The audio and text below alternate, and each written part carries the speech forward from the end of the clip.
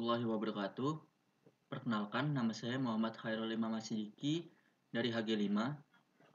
Pada kesempatan kali ini, saya akan mempresentasikan mengenai hasil diskusi kelompok kami mengenai pandangan tentang kasus korupsi First Travel. Sebelumnya, saya akan memperkenalkan anggota kelompok kami terlebih dahulu. Yang pertama, ada Adelina, Ardi Syahdila Putra, Dias Prawal Mahdi, Fikria Febriati Putriana, saya sendiri, dan Siva Farhani Ramadan.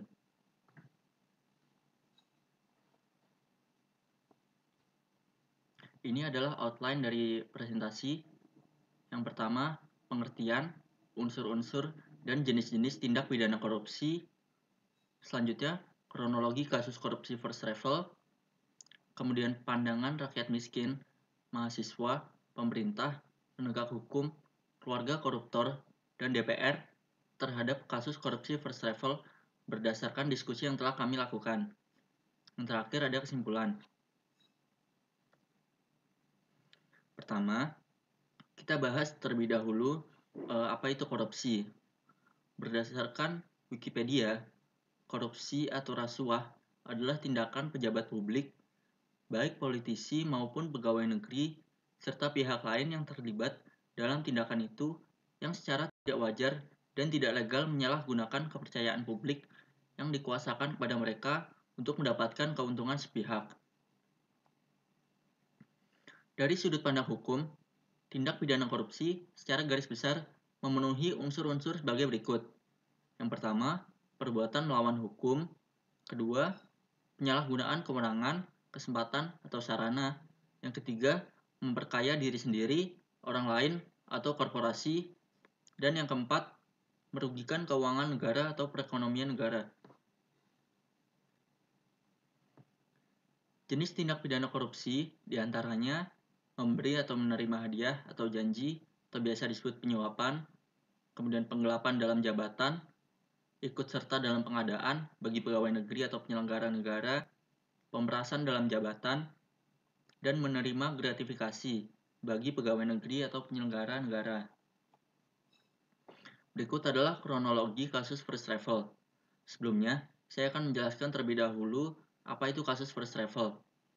Kasus First Travel adalah kasus korupsi yang terjadi pada tahun 2017 di mana First Travel sebagai penyelenggara perjalanan ibadah umroh melakukan penipuan atau penggelapan dana dari puluhan ribu calon jamaahnya.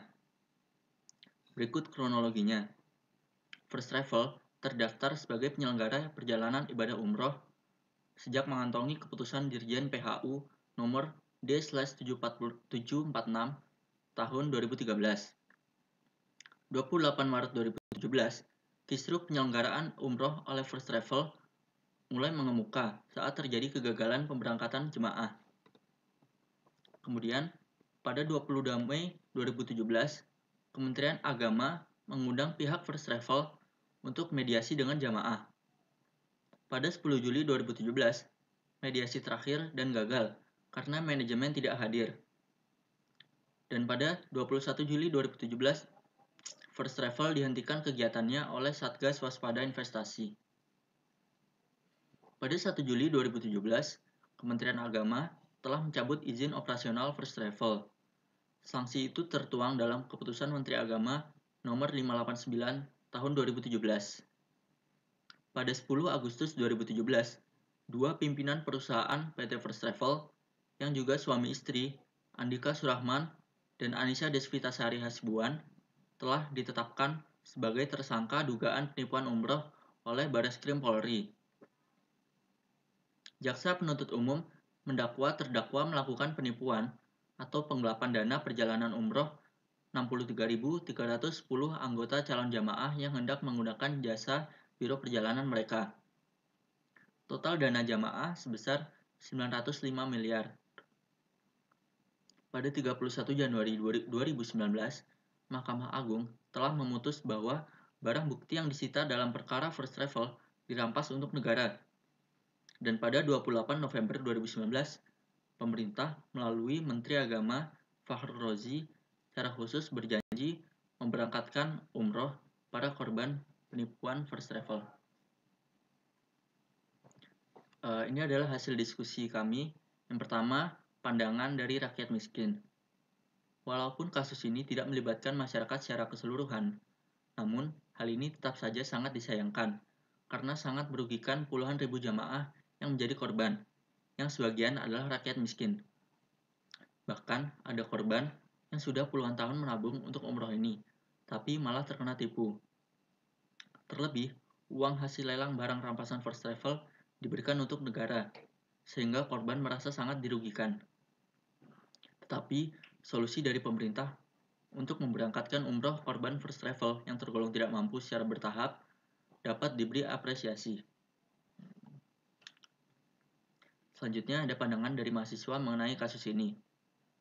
Kasus first travel ini tidak berdampak besar untuk kesejahteraan rakyat banyak, tetapi hanya terdampak untuk segelintir golongan tertentu, yaitu para jamaah yang mengeluarkan uangnya pada first travel ini.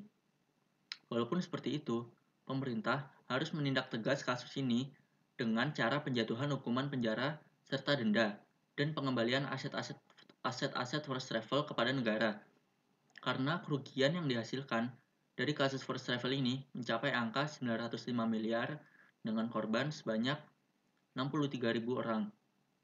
Regulasi dari otoritas jasa keuangan dan lembaga pemerintah terkait kasus korupsi juga harus lebih tegas dalam mengawasi keuangan setiap perusahaan yang ada di Indonesia, terutama perusahaan travel yang menyangkut kepentingan orang banyak.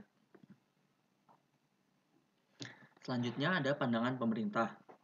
Kesulitan dari kasus ini adalah dana dari korupsi yang dilakukan oleh first travel sebagian besar sudah menjadi bentuk barang.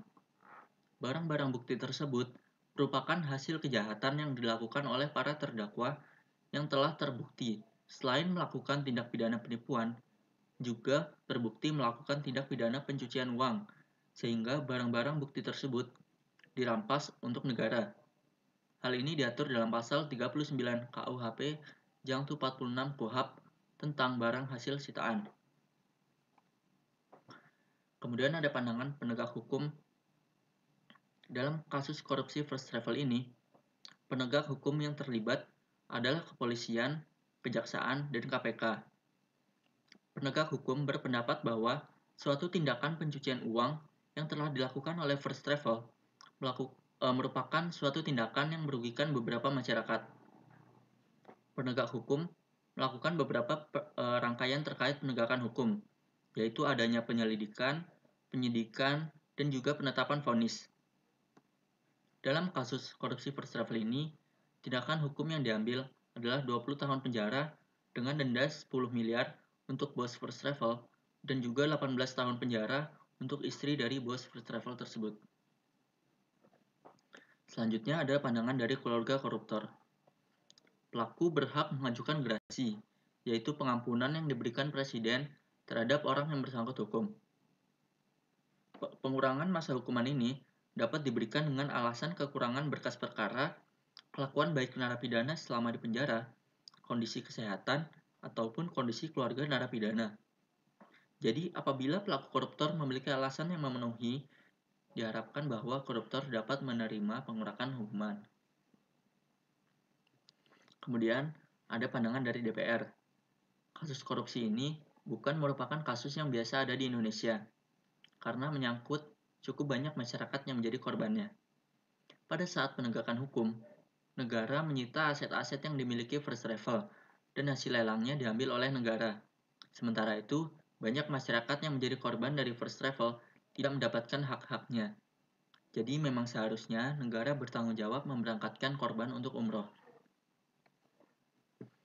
Jadi kesimpulannya, kasus korupsi first travel yang terjadi di Indonesia pada tahun 2017 merupakan kasus yang cukup dikenal karena banyak yang menjadi korban dan karena keuntungan dari pelelangan aset-aset yang dimiliki first travel diambil oleh negara.